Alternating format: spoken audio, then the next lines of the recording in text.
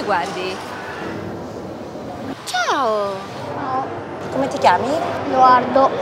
Edoardo. Ah, Edoardo. Ciao, sono Alice io. Quanti anni hai, Edoardo? 7. Sei da solo? Da solo? Dov'è la mamma? Non lo so. No? Non ti ricordi se è andata di qua, di là, niente? Tanto che sei qui? Non lo so. Non te lo ricordi? E vai, hai tanta sete? Non hai caldo? Allora, visto che ti sta annoiando, Facciamo un gioco, ti va? Aeroplani. Guarda gli aeroplanini. Lo sai far volare? Vuoi provare?